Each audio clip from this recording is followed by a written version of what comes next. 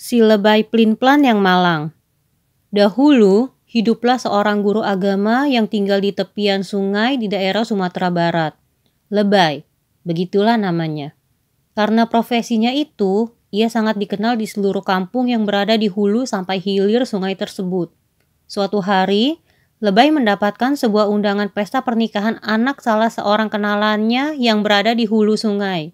Ia pun membaca isi undangan tersebut satu persatu. Tidak berapa lama, datanglah tetangganya. "Pak Lebay, besok sore ada undangan pernikahan salah seorang anak didik Bapak Lebay. Rumahnya ada di hilir sungai.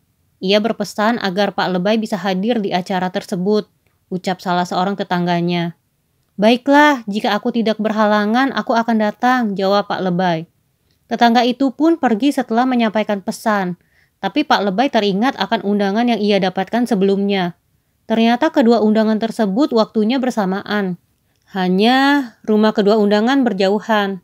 Undangan pertama letaknya ada di hulu sungai, sedangkan undangan kedua letaknya di hilir sungai. Pak Lebay sangat bingung undangan mana yang akan ia hadiri.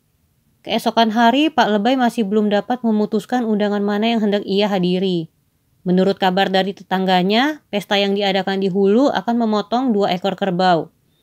Kedua kepala kerbau itu akan diberikan kepada Pak Lebay.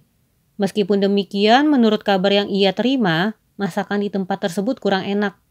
Pak Lebay sangat bingung. Ia juga berpikir bahwa ia kurang akrab dengan tuan rumah yang berada di hulu. Pak Lebay juga mempertimbangkan tentang pesta yang diadakan di hilir. Menurut kabar, pesta itu hanya akan menyembelih 1 ekor kerbau. Jika Pak Lebay datang ke pesta itu, ia akan mendapat 1 kepala kerbau saja. Namun menurut kabar pula, masakan di hilir sangat enak. Selain itu, Pak Lebay juga kenal baik dengan si tuan rumah. Pastinya si tuan rumah akan membawakan ia kue-kue yang sangat enak. Menjelang sore, Pak Lebay masih belum memutuskan kemana ia akan datang. Ia pun pergi ke sungai mengayuh perahunya. Dengan perasaan yang masih bimbang, ia mengayuh perahunya ke arah hulu.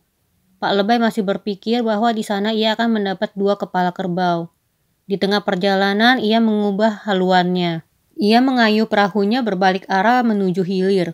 Pak Lebay berpikir, jika ia ke hilir, ia akan memakan masakan yang sangat enak dan mendapatkan kue-kue yang enak, meskipun hanya mendapatkan 1 kepala kerbau.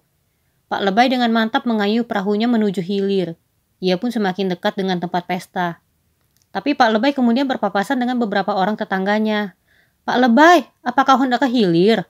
Aku baru saja menghadiri pesta di sana. Tapi ternyata kerbau yang disembelih sangat kurus. Kami akan pergi ke hulu," ucap tetangganya.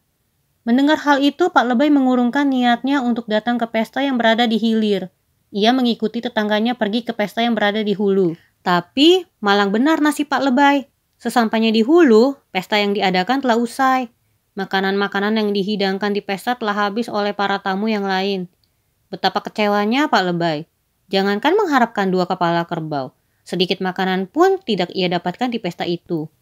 Dengan rasa kecewa, Pak Lebay kemudian pergi ke hilir. Ia berharap akan mendapatkan 1 kepala kerbau meskipun sangat kurus dan makanan yang enak-enak. Pak Lebay pun mengayuh dengan cepat perahunya.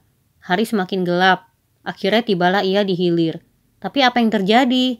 Pesta di hilir pun telah selesai. Tidak seorang pun tamu undangan yang terlihat. Betapa malangnya Pak Lebay. Ia telah kehabisan makanan di pesta itu. Tidak sedikit pun makanan yang dapat ia nikmati. Kini Pak Lebay pulang dengan tangan hampa. Harapannya untuk mendapatkan makanan yang lezat dan kepala kerbau menjadi sia-sia. Akhirnya, ia memakan makanan seadanya yang ada di rumahnya. Keesokan harinya, perutnya masih terasa lapar. Semalam, ia hanya makan sedikit karena lauk yang ada sudah habis. Sementara itu, untuk lauk makan pagi, ia berencana untuk berburu dan memancing. Ia juga membawa bekal sebungkus nasi. Tidak lupa, ia membawa anjing miliknya sebagai teman berburu. Mulailah Pak Lebay mengawali kegiatannya dengan memancing. Ia pun pergi ke tepi sungai.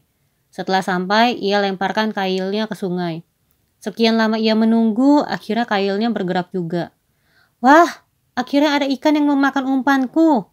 Kebetulan sekali, aku sudah sangat lapar," ucapnya dalam hati.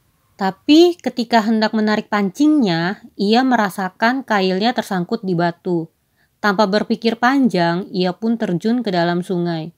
Benar saja, Kailnya tersangkut di sela-sela batu besar di dalam sungai. Di sana ia melihat seekor ikan yang lumayan besar tersangkut di kailnya. Dengan susah payah ia berhasil mengeluarkan kail dan ikannya dari sela-sela batu.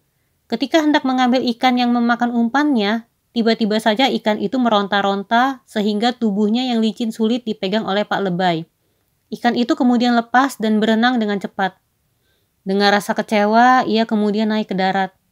Namun betapa terkejutnya Pak Lebay ketika melihat bungkusan nasi yang dibawanya telah terkoyak-koyak. Rupanya anjing yang dibawa sebagai teman berburu telah memakan nasi yang dibawanya. Benar-benar malang nasib Pak Lebay. Sejak saat itu, ia mendapat julukan si Lebay Malang. Pesan moral dari cerita ini adalah, seseorang harus memiliki pendirian yang kuat dan tidak pelin-pelan, sehingga untuk melakukan segala sesuatu dapat mengambil keputusan yang tepat. Selain itu, janganlah kita menjadi seorang yang serakah.